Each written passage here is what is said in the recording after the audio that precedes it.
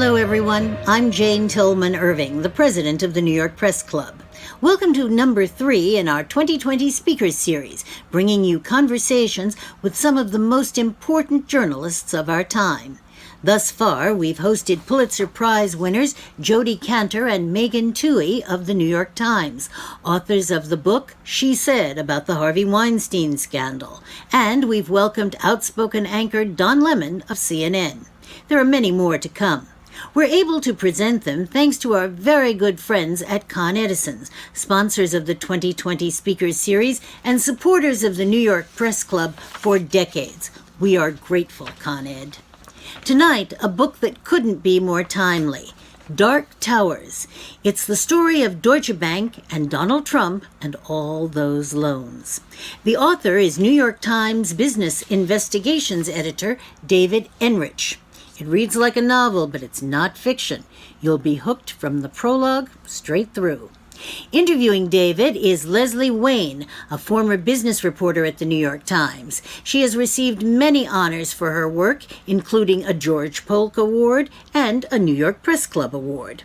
Welcome, Leslie and David. Jane, hi. It's great to be here. I'm very happy to participate in this event. I'd like to introduce David Enrich. As you've learned, he's the business investigative editor at the New York Times. He was formerly with the Wall Street Journal in London, where he covered a lot of Deutsche Bank and covered a lot of financial scandals. He joined the New York Times in 2017, and his hands have been on a lot of the New York Times Trump investigations. In fact, today, he had a story on the front page about one of Deutsche Bank's other clients, Jeffrey Epstein. I encourage you to submit questions. We'll be asking the questions throughout the event today. So let's get started. It's my pleasure to welcome David Enrich. Thanks for having me. Hi, David. It's nice to see you. Likewise. David, why don't we get started with a little background about Deutsche Bank? A lot of the people who are watching tonight may not be financial reporters, so give a little history. Deutsche Bank has had sort of a very interesting past. It has provided financing to the Nazi government in Germany, and when it came to the US, it had something which could be generously called a casino approach to financing. You've called it a bad bank and the world's most destructive bank. So tell us a little bit about Deutsche Bank's history and how it came to America. Yeah, I would say it's much worse than a bad bank. It's a very, very bad bank. So Deutsche Bank was founded in Germany in 1870. So this is its 150th anniversary. Happy birthday, Deutsche Bank. And it started off as a fairly provincial lender to German companies and that were looking to kind of spread their wings internationally. And it gradually grew into one of the world's largest banks. And you mentioned the history of the Nazis, which is definitely an important chapter in the bank's sordid history. By the 1970s, 1980s, the bank had really kind of reformed itself and overcome, in the eyes of most observers, that bad reputation. And it had become this kind of leading force for globalization and for economic integration all over the world. And I think the bank and its leaders by that point were, in most parts of the world, fairly well regarded. At that time, though, the bank made what turned out to be a really fateful decision, which was that it was watching a lot of its rivals all over the world expand basically globally and expand into new lines of business. And they very quickly got very profitable by doing things like investment banking and sales and trading and specializing in new types of financial instruments that were much more lucrative than kind of the plain vanilla lending the banks were accustomed to doing. And so Deutsche Bank, its leaders, kind of wanted a taste of that. And so starting in the mid-1990s, the bank started building up a big presence on Wall Street and in the city of London, both through hiring thousands of people and also through making some very big and very risky acquisitions of other companies. And so by the late 1990s, Deutsche Bank had emerged basically all of a sudden as one of the real kind of fast growing pioneering upstarts both in London and in New York. And its emerging expertise and specialty was in doing things, partly in derivatives, but also just in kind of taking things one or two steps further than most other banks were willing to do. Well, that sort of brings us to Donald Trump, which is on the cover of your book. What was it about Deutsche Bank that the relationship between Trump and Deutsche Bank? Deutsche Bank had a very strong relationship with Donald Trump. What was the attraction of Deutsche Bank to Donald Trump, and what was the attraction of Donald Trump to Deutsche Bank? It was kind of a match made in heaven, honestly. So, and Deutsche Bank at the time, this is the late 1990s, was trying to build a name for itself on Wall Street. And that was a hard thing for it to do. I mean, it was a bank, it did not have much name recognition. People who did recognize its name often didn't know how to pronounce it in the US. And so one of the things they had to do was find clients that were interested in doing business with the bank. And one of the business areas that the bank was trying to get into at the time was commercial real estate lending, where they would make big loans to real estate developers and then take those loans and slice them up into pieces and then package those pieces into bonds and sell those bonds onto investors. And this is a type of what's called securitization that became infamous during the 2008 financial crisis. But at the time, it was all the rage on Wall Street. It was an extremely lucrative business. And the first step in making bonds like that was that you needed the kind of raw underlying product, which were the loans, the commercial real estate loans. And so Deutsche Bank needed to find big real estate projects to finance in the United States. But the problem was that the leading real estate developers in America, or anywhere else in the world for that matter, they already had good relationships with big banks. And the JP Morgans and Citibanks of the world had, as well as the Goldmans and Merrill Lynch's and Morgan Stanley's, had already locked up a lot of that business with the marquee players in the real estate world. And so Deutsche Bank needed to find customers that had blemishes basically, and who were not already banked by the big name kind of blue chip Wall Street firms. And at that point, Donald Trump really fit that bill to a T. He had just come off a series of defaults and bankruptcies involving his Atlantic City casinos, where he had alienated basically the entirety of the kind of mainstream banking community by burning them and stiffing them on debts that he owed them.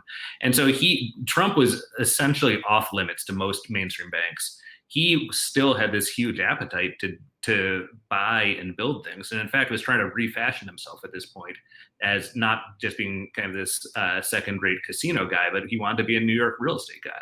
And to do that, you need a big financial institution with deep pockets that's willing to spend on you. And so he was introduced to Deutsche Bank in 1998. And basically from the moment he met his personal banker at Deutsche Bank at that point, it was just kind of everything took off. Very quickly, the bank agreed to make hundreds of millions of dollars of loans, first to finance his skyscraper on Wall Street, to renovate his skyscraper on Wall Street, 40 Wall Street, then to build from the ground up a building right across the street from the United Nations building. And it just took off from there. And all of a sudden, Trump was flying high, and what was kind of allowing him to elevate was Deutsche Bank and its deep pockets. I want to get into some of the details of some of those loans because a lot of them look like they had a lot of sweetheart aspects to it. But we have a question coming in. And the question is, out of all the investigations into Trump's business conduct, how would you rank the Deutsche Bank scandal? Oh my goodness. I don't know. So maybe just like a little bit of background is in order. And the background is simple, and it's that I am absolutely obsessed with Deutsche Bank, and that's probably obvious by now. And if it's not, well, now you know. And I've been covering or thinking about and writing about Deutsche Bank for a decade now. Basically, I was with the Wall Street Journal for a long part of my career and moved to London with the Journal to cover European banking and finance in 2010, and very quickly started obsessing about Deutsche Bank because everyone was talking about it at the time. And so I have, for better or for worse, have kind of come to see the world, and certainly the Trump administration and the president, through the lens of Deutsche Bank, because that's something that I've developed a lot of expertise in. So how does Deutsche Bank rank in the grand kind of pantheon of Trump scandals. I mean, it's right up there. I mean, and it's not so much the scandals involving how Trump got the loans from Deutsche Bank, which I think we'll talk about in a bit. It's much more that Deutsche Bank, over the years of lending to Trump and doing other business with Trump, and which is, by the way, a 2-decade, more than $2 billion relationship overall. And Trump still owes to this day well over $300 million to Deutsche Bank. And in the process of making all of those loans and conducting all that business with Trump, the bank collected an enormous quantity of very detailed financial information about Trump and his family and his companies. And that information is, I mean, it ranges from tax data to financial statements and balance sheet data from him and his hundreds of LLCs that he uses to run his businesses. But it also includes things like statements of collateral showing different things, places where he has money, different people he's in business with. It shows, and the bank has records of his bank accounts that he had at Deutsche Bank for many years, and so they've got detailed records on money coming in, money going out, what he's spending money on, things like that. And there are also detailed records of employees at the bank at times raising concerns about potential risks in what Trump was doing from an anti-money laundering standpoint. And so the records that Deutsche Bank holds related to Trump and his family and his companies are probably the most detailed repository of financial information about the president that exist on this planet. And as a result of that, investigators in Congress and in various regulatory and prosecutorial offices around the world have been trying to get a hold of these records. And it's been a huge 1.5 year long fight that made it all the way up to the Supreme Court, and it remains unresolved. But I mean, to me, that is the key role of Deutsche Bank more than anything else. It's that it has the potential to completely air all of Trump's innermost financial secrets, which the president has spent a very large amount of time and energy and money trying to keep hidden. Do you think those records will become public at some point? I don't know, is the short answer. I think that if there was no time element to the investigations that are going on and to the court fights that are going on, then the answer is yes. I mean, just the short backstory on this is that two congressional committees last spring, so in the spring of 2019, issued subpoenas to Deutsche Bank for all of Trump's records, and as well as subpoenas to his accounting firm and to the Trump organization itself. And as I'm sure many people know, that the Trump organization and Trump personally filed a lawsuit against Deutsche Bank seeking to block it from complying with these subpoenas. And there was a similar lawsuit filed against Trump's accounting firm, Mazars, to seek it or to try to bar it from complying with these subpoenas. And the case made it all the way up to the Supreme Court after federal district court and appeals court both rejected Trump's argument.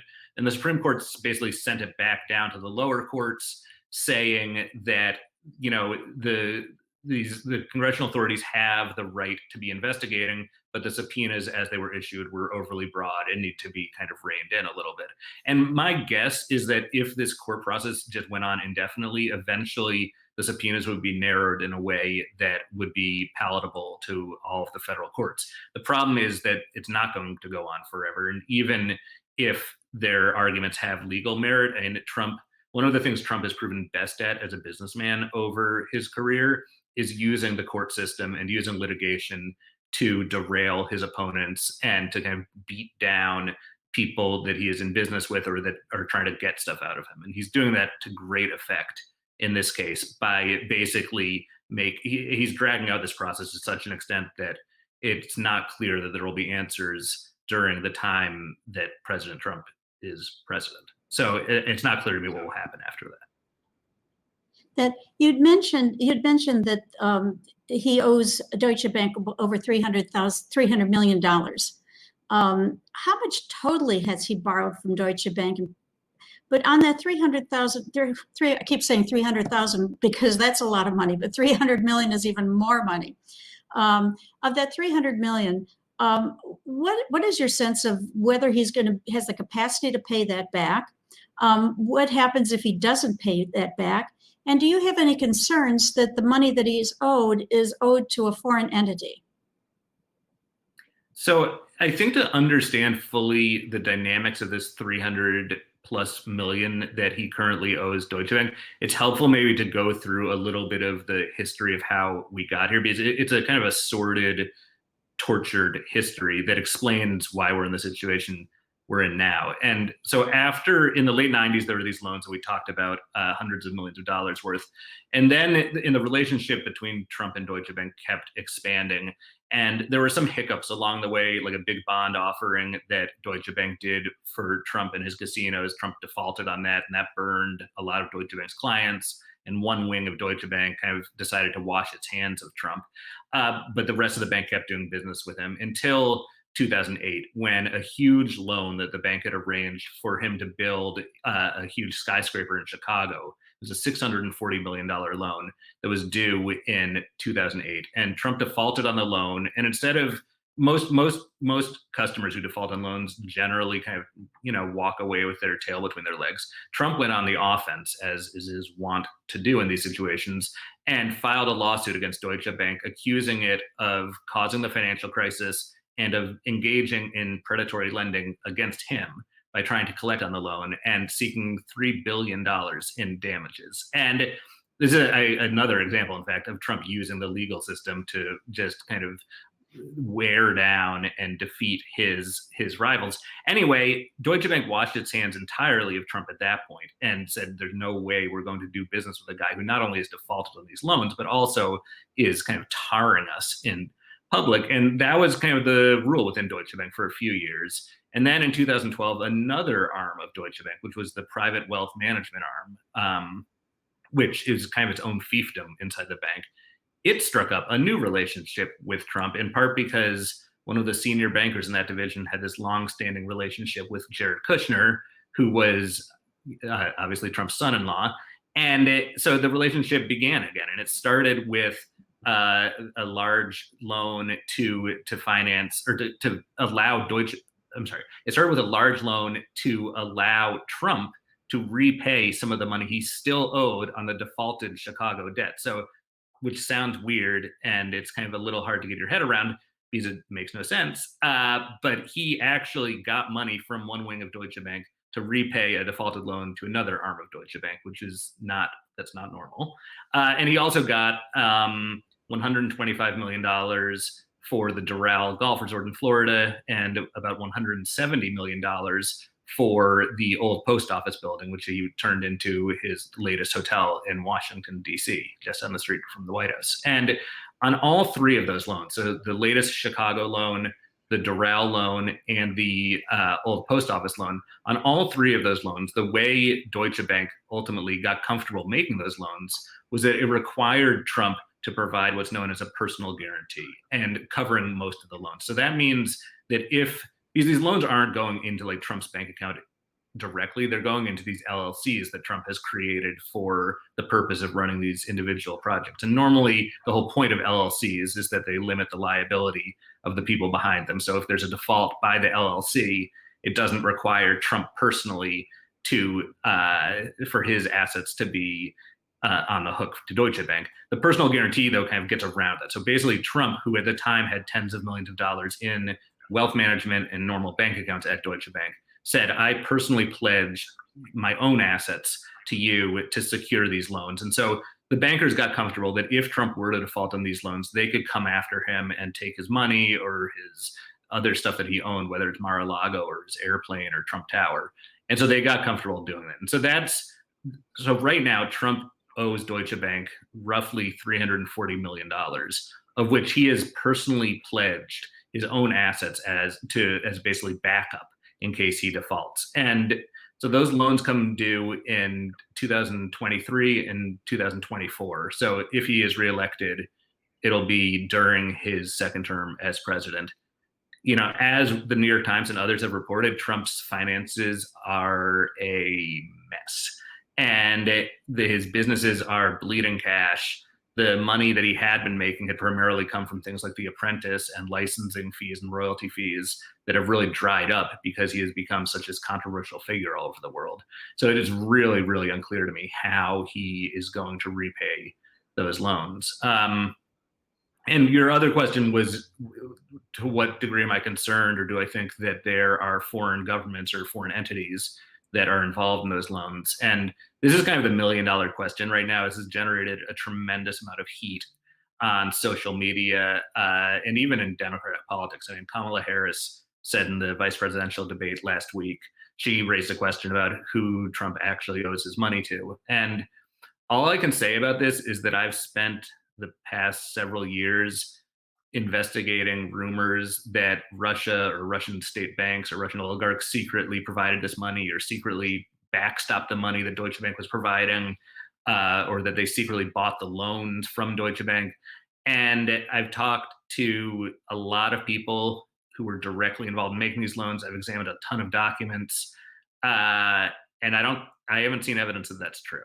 That does not mean it's not true. It just means there's not evidence that it's true. And frankly, it's kind of taken on a life of its own on social media in the way that such things tend to happen. And so there's frankly a lot of misinformation out there right now. I've spent a long time, and other journalists have too, trying to nail this down. We have not been able to, and that makes me think it's probably not true. But we don't have subpoena power, and it's possible that evidence will one day emerge that shows that it's true. And if that happens, I will definitely be eating crow, because I don't think it's true. Let's get a couple more questions here. Let's see. What is the role the executives at Deutsche Bank play in this scandal? And let me sort of add something to that, which is why did Donald Trump get such preferential treatment? I mean, you've pointed out just when you're talking right now that, first of all, he stiffed them on loans. Secondly, when he stiffed them on loans, they gave him money to pay off the loans that he had stiffed them on. Even when he stiffed them on loans, he then sued them. And he got favorable interest rates on these loans, and no other bank was touching him. No other bank wanted to do business with him. So what was in it for Deutsche Bank to provide such sweetheart deals for him, which sort of relates to the question of what role did the executives at Deutsche Bank play in this scandal? Yeah, I mean, it almost feels a little bit like an abusive relationship in some ways, right? I mean, Deutsche Bank keeps getting banged up by Donald Trump, and then keeps, basically opening its arms and going back for more with him. And it's a mystery. And I actually think it's less of a mystery than meets the eye. And I think the reasons for Deutsche Bank's involvement with this guy evolved essentially over the course of the relationship. And initially back in the late 1990s through early 2000s, I think it really boiled down to Deutsche Bank was greedy, it was eager to grow quickly, and it was desperate for customers. And so someone like Trump, who was throwing around a ton of money and was a real kind of splashy, high publicity person, was valuable to the bank, not only because he was paying fees on the loan and interest on the loans he was getting from the bank, but also because he was kind of a prompt that Deutsche Bank could use to roll out to attract more customers. And so Deutsche Bank they did just that. And they had this annual Pro-Am golf tournament they would host every September. And Deutsche Bank would invite Trump, and Trump would work the crowd, signing people's $100 bills. They would do promotional videos with Trump where he would extol the virtues of the bank. There's a great story I love in this that relates to this, where at one of these golf tournaments, they asked a bunch of people, including Trump, if they would sit down for a video shoot afterwards. And Trump, who's, never one to shy away from a rolling TV camera, happily agreed. And so there was a Deutsche Bank PR person who was behind the camera who was asking questions to just get the people talking. And she asked Trump, so what do you like about doing business with Deutsche Bank? And Trump's response was something to the effect of, I love working with Deutsche Bank because they're so fast. They just say yes. And the person behind the camera thought to herself, hearing this, that, maybe that is not the quality that Deutsche Bank wants to be presenting to the world as a bank that doesn't ask too many questions and just happily dispenses money. But that was the reality at the time. That Donald Trump was useful for them in terms of generating loans and also paying fees, but he was also useful as a publicity machine. And he helped the bank build its name recognition and build its brand in the United States. I mean, that changed in later years, and especially after he had repeatedly burned the bank. And Deutsche Bank, certainly by the 2012 onward period, where the bank had really been torched by the guy and yet continued to do business with them. At that point, it was just a very narrow dollars and cents financial decision. And the people in the private banking division of the bank, the wealth management division of the bank, made what they deemed to be a rational, kind of logical calculation that we've got the assets we're lending against. So the Chicago skyscraper, the Doral Golf Resort, and the old post office building they decided, good assets. Trump did not have a whole lot of debt that they could see on his balance sheet. So he was relatively under leveraged compared to many other real estate developers. And he was personally guaranteeing the loans. So they regarded it as a relatively low risk series of transactions. And even though the interest rates they were charging on the loans was, it was a good deal for Donald Trump. They were not gouging him on interest rates. They were also collecting fees for the loans, and they were also got Trump to agree to hold a bunch of money in his wealth management and brokerage accounts at the bank that also generated fees. So they, from a very narrow sense of will this make us money or will it not make us money, they concluded it would make the money. And I think in hindsight, even though Trump has not defaulted, as far as we know, on this latest series of loans, in hindsight, that was a very, very overly narrow way of evaluating the merits of the relationship. Because the trouble Trump dragged Deutsche Bank into this time around is not because he defaulted on loans. It's because he has really helped destroy their reputation. And of course, they could not have anticipated that Trump would have been elected president at the time they made this latest batch of loans, but they very much could have anticipated that they were doing a lot of business, hundreds of millions of dollars of business, with a guy who was spewing racist lies and just generally acting in a very demagogish and polarizing fashion publicly. And that was Trump's whole shtick during the Obama administration. And Deutsche Bank executives were fully aware of it and decided to keep doing business with him because they thought it would make money in the short term. And now, for the past 4 years, the bank has been in the unenviable position of having story after story have written about the relationship with Trump, having all these investigations all over the world. So it's a colossal mess entirely of their own making. And it stems from this view, a very narrow focus on the risk and rewards of this, just purely through a financial lens rather than through kind of a social lens or a reputational lens. The other question is, and this is what I was going to ask you, is the relationship of the Kushner family. The Kushner family was also one of the clients of the bank.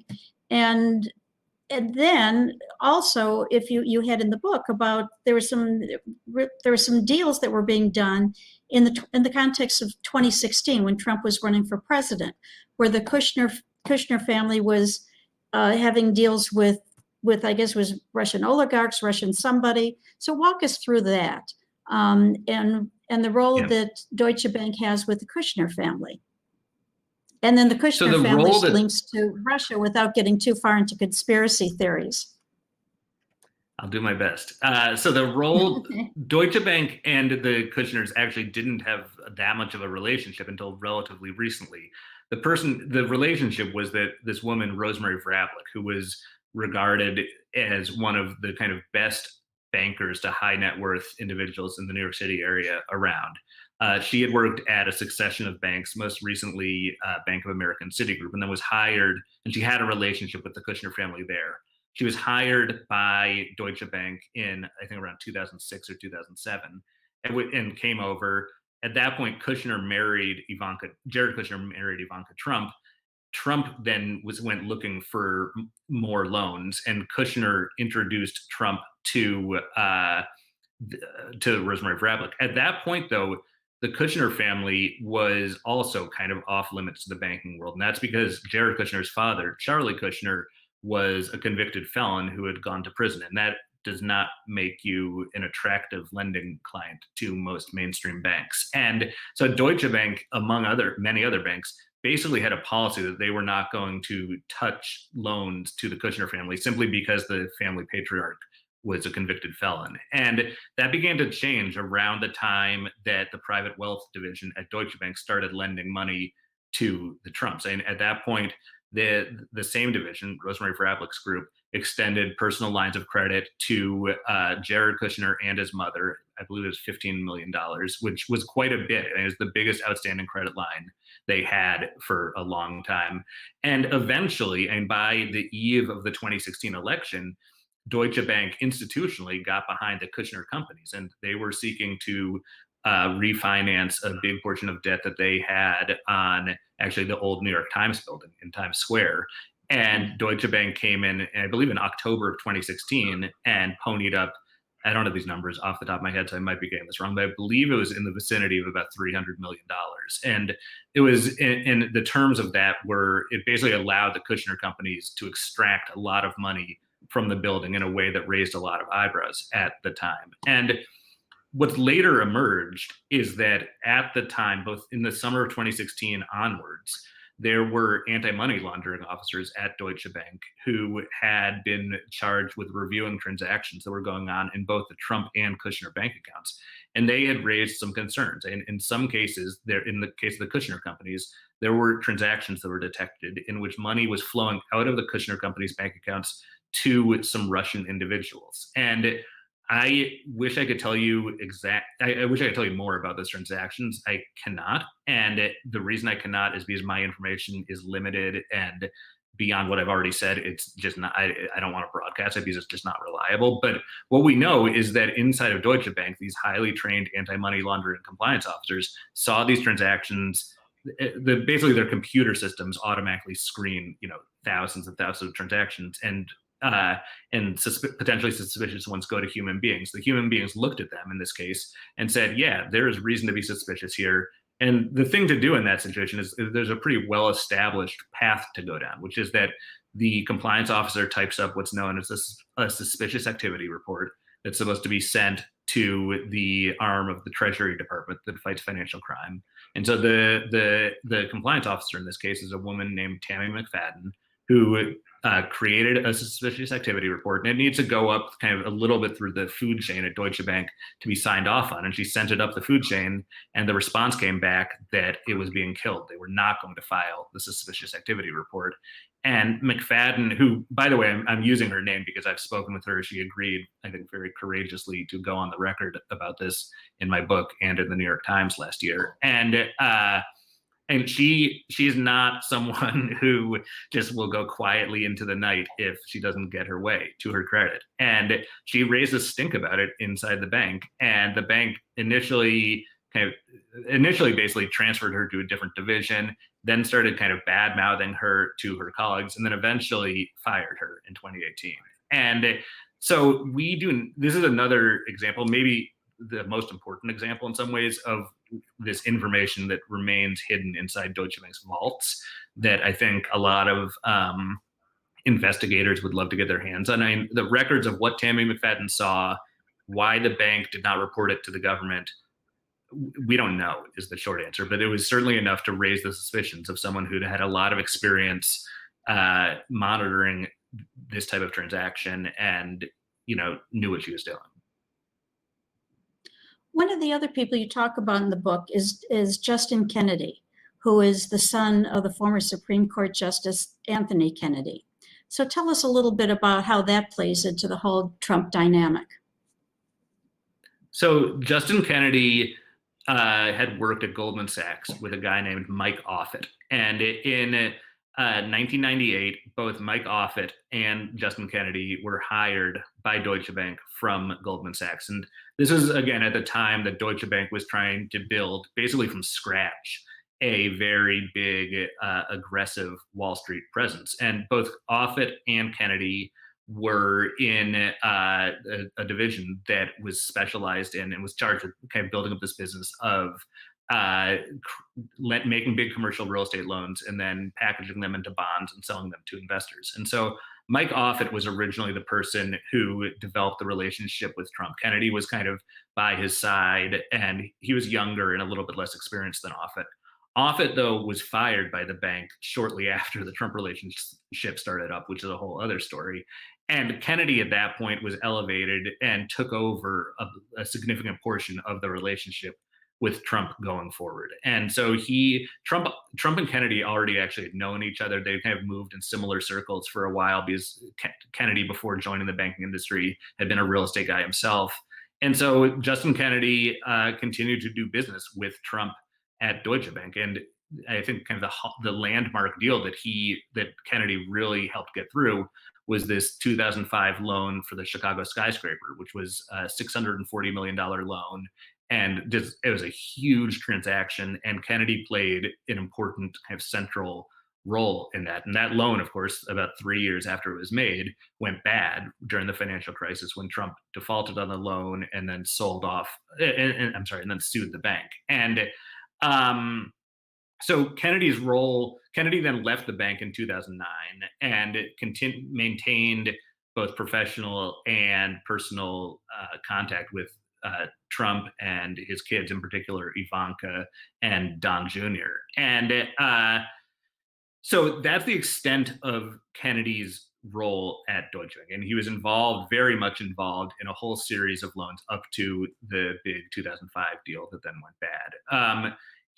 But because he continued to work with the Trumps over the ensuing years, maintained a very close relationship. And I think this is another area that's kind of entered the popular lore in a way that maybe the facts don't quite support. But so obviously Trump gets elected president, and he already has one Supreme Court vacancy to fill. That's Scalia's seat, which would have been Merrick Garland's seat. And but at that point, he's looking to kind of build on to fill more seats.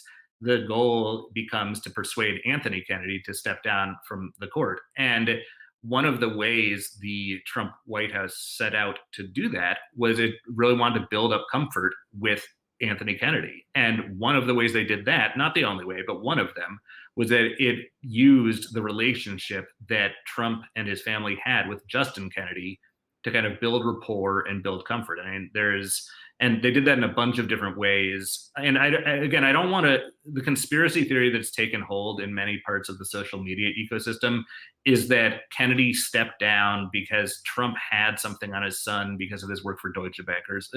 There are a million different permutations, but I don't think that's true. What I think is true is simpler and maybe a little less sexy, but still pretty bizarre and interesting in my opinion, which is that the Trump-Kennedy relationship forged at Deutsche Bank became an essential kind of a big bullet point in the White House's efforts to prove to Anthony Kennedy that Trump was someone whom he could trust and that he could have a relationship with. And that obviously paid off in 2018 when Kennedy stepped down and Trump was able to fill that vacancy with Brett Kavanaugh. Question that comes in. Do you get attacked by Trump supporters on social media? Do they challenge your research? And what do you think Trump's net worth is today? I think Trump's net worth today is, I don't know. I mean, it might be positive. It might be negative. I definitely don't think, well, I shouldn't say that. If I were going to bet, I would bet he's not a billionaire. I think he has a lot of money that is coming due. And I think a lot of his assets are not worth nearly as much as he has said. And they're not making nearly as much money as he said. And so that is not a good financial position for anyone to be in. But again, it's very hard. A lot of his assets the values are hard to kind of pinpoint and depend very much on the moment that you would sell them. And so, he's definitely, he's presented himself as someone who's worth like $6 or $7 billion in the past, and that is just nonsense. But I don't think I'm in a position to really be more precise. And yeah, I've been attacked by Trump supporters on Twitter for my work. I've also, frankly, more recently, I think, been getting a lot of fire from Trump critics on Twitter because I have been informing people that as this conspiracy spreads, that Trump's loans from Deutsche Bank are really Russian money and are really backed by the Russian government, that there's, just not evidence to support that. And as much as that is, I mean, frankly, that would be a great story if it were true. And when I set out to write this book several years ago, one of my goals was certainly to be able to prove that and show that, because this rumor's been circulating for more than 4 years now. And unfortunately, I've just not been able to confirm it. And as I bat down or try to bat down unsuccessfully some of these conspiracy theories, it has engendered quite a lot of anger from people who appear to be liberals on social media who, don't like the fact that the evidence does not support a theory that they have come to believe in. Well, they say if you get attacked by the left and the right, you might be doing something right. So another question, what penalties does Trump face if found guilty in the Deutsche Bank financial scandal? Understood that these allegations against Trump vis-a-vis Deutsche Bank are very serious in the context of the business world. But other than the fact that Trump is president and potentially involved in a major crime, how does the scandal impact the everyday person? So there's a couple questions packed in there. But I guess it's the penalties that Trump's face is found guilty in the Deutsche Bank scandal. And if he were, I guess, what would the situation be if he weren't president? If he was just Donald J. Trump, U.S. citizen?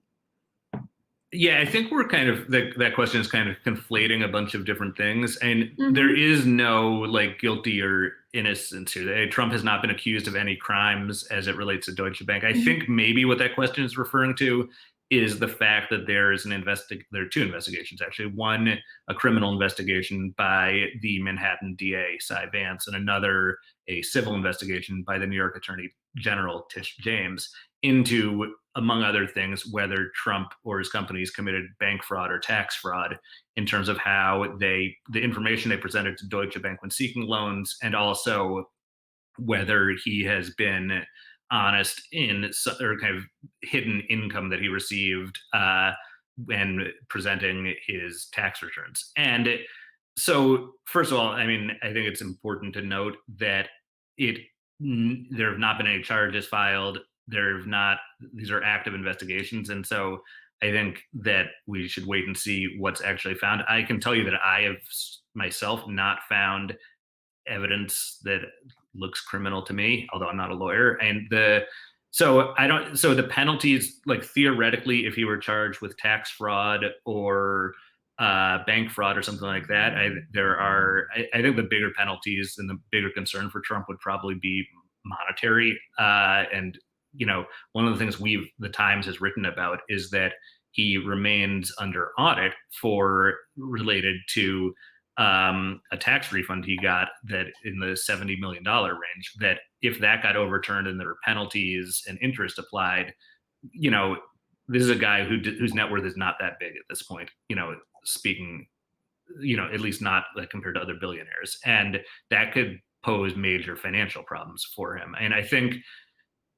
would this be playing out differently if he weren't president? Like, absolutely. I mean, first of all, no one would be paying quite as much attention to it. And there would be no public right to know about the guy's finances since if he was not holding public office. And there would certainly be a legitimate reason for, law enforcement authorities to be investigating the Donald Trump's, whether he, paid taxes or committed fraud or something like that, but there would not be the same degree of a public right to know, which I think is certainly what's interested me personally. And I think it's what's interested a lot of the public as well. So it's really, as you can probably tell from this meandering answer, it's hard for me to answer that because it's dealing with a bunch of theoreticals ranging from if Trump were ever charged for something, we don't know what he would be charged with, or if he were not president. And I think the easier question to answer, which is not the question that was asked, is how, if Trump were to lose the election in a few weeks, what does that mean for all these investigations that are still ongoing? And I can't answer that one either, but I can kind of speculate about a little more coherently maybe. And I think the answer is that there will be a lot of pressure on, Cy Vance or Tish James or Democrats in Congress to continue trying to seek answers. And I think if Trump is no longer president, a lot of his ability to thwart and kind of slow down these investigations, it'll really be undermined because he will not be able to fall back on the argument that the president has these kind of legal protections that shield him from overzealous political opponents and things like that. And so he will lack the protection that his office currently provides. And I certainly think there's going to be a strong appetite at least among Democrats, to continue pursuing these. On what grounds what are the grounds that Deutsche Bank has for not handing over the documents? What's their claim? Deutsche Bank, their claim is that they are prohibited under US and German law from divulging, sensitive personal information about their clients absent a court order. And so a subpoena from a legitimate body like Congress or like any of the New York authorities, that's valid. But if the courts have they've basically issued injunctions pending against Deutsche Bank complying, pending the resolution of these court cases. And so Deutsche Bank, in fairness to the bank, is not actively fighting these subpoenas, as far as I know. They are, and I think in some ways at least they purport to be eager to have this resolved and don't seem terribly opposed to actually having some of this information get out in the open, although who knows, maybe they're just spinning me on that. But in any case, they're not, while Deutsche Bank and Mazars, the accounting firm, are the ones who are technically the defendants in the suit, they're not even active parties in this litigation anymore. The cases have been taken over by the investigative bodies that are pursuing these cases and that issued the subpoena. So it's not Deutsche Bank that's trying to fight this. There's an earlier question. Let's see, has the Trump family been cooperative in providing requested documents? The answer would be no. But I am curious, sort of keying off that question, what sort of reaction, if any, have you gotten from the administration, from the Trump family, and even from Deutsche Bank itself coming out with this book? Yeah, there's been, and the responses have varied. From the White House and from Trump himself, it's been something approaching radio silence, which maybe it's just they weren't aware of the book. I don't think that's the case. To me, it's much more that Trump has, if you look at the topics Trump has and has not tweeted about or made statements about over the past 4 years, almost every issue involving him or his policies or his administration, he has seen fit to comment on. The Deutsche Bank situation is one of the very few where he's engaged on this, and he's actually tweeted about my work on a couple of occasions a couple of years ago, but for the most part, he's steered clear of it, which I don't know, maybe that reflects the fact that this is kind of a third rail for him politically. Deutsche Bank, I think, is not happy with my reporting and my book, and I don't think they dispute anything, but this is certainly a big headache for them. And I spent a lot of time communicating with not only sources, but also people in their communications office who are, I'm not sure they're always super happy to get my phone calls, but, they actually have been professional and recognize that I have a job to do and they're just doing their job. So tell us a little bit about your information gathering process, how long it took you to pull this information in this book together, and how you balanced out your reporting for the Wall Street Journal or New York Times, but Wall Street Journal at that time covering Deutsche Bank, and information for your book. How did you divvy up what would go into the journal and what would be saved for your book, and how just getting the information, the sources, and tacking it down. Tell us a little bit about your process. Well, the book project didn't actually start until I had joined the Times, so there was never any issue with the journal in terms of of deciding whether to hold stuff for the book. And with the Times, my initial plan, and certainly what my publisher wanted me to do, was to hold everything for the book, to have the book make a big splash. And that pretty early on, it became clear that was not viable for quite a few reasons, including the fact that I kind of had an obligation to the Times, I think, to share stuff, but also it was the right thing to do just in terms of stuff being in the public interest. And also the act of publishing stories in the New York Times brought a lot more sources out of the woodwork. And basically every single time I published a major story about Deutsche Bank or Trump, that produces more sources. So it's been a very valuable kind of exercise for me. The sourcing process on this has been there are basically two types of sources for this book, very broadly speaking. One is all of the people who worked at the bank, right? And the people and the regulators and the lawyers and those folks who are, for any beat reporter and any who's covered any industry or institution, it's kind of the same story, right? You want to find people who have information and who are inclined to talk. And that often means starting with people who have left the institution, in this case, Deutsche Bank, and trying to just hear their stories. And once you start getting information from one source, you can use that to kind of get traction or leverage with another source. And it helps in a situation like Deutsche Bank where, this is not universally true, but and I think the vast majority of people who left Deutsche Bank did so with a very bitter taste in their mouth. And so I think there was not any issue for the most part of, loyalty to the institution and not wanting to speak ill of their former employer. And in fact, I think a lot of these people I spoke with were very concerned that I was speaking with their colleagues and that their colleagues would be trying to kind of stab them in the back.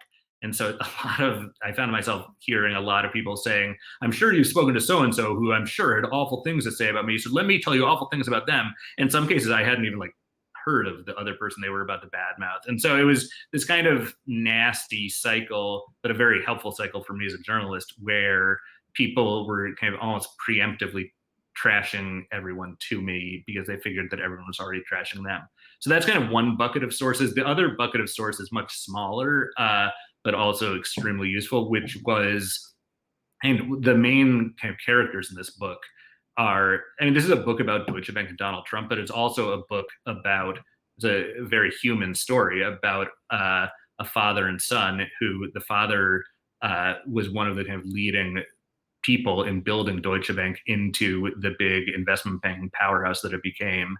And it also was kind of the conscience of the bank, and was and his name is Bill Brooksmith, and he was a very honest, ethical banker, and also happened to have the trust of a lot of the very top executives of the bank for a long time. And in January 2014, when he was American but worked in London, and I was living in London at the time, and he was found hanging in his apartment of a suicide in January of 2014. And very shortly after that happened, I started getting to know Bill Brooksmith's son, Val, who was a rock musician who had no finance experience, and obviously, was not in good shape, having just seen his father's body on the floor. And Val, starting in 2014, went on this quest to figure out why his father had committed suicide.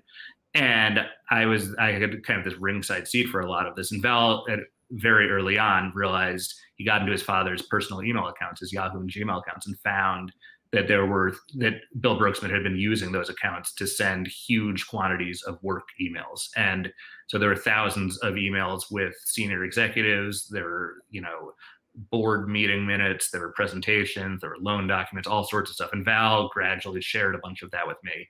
And so the story became, and so the information Val provided to me in the course of this was extremely useful. Val's story, in my opinion, is extremely compelling, albeit very weird.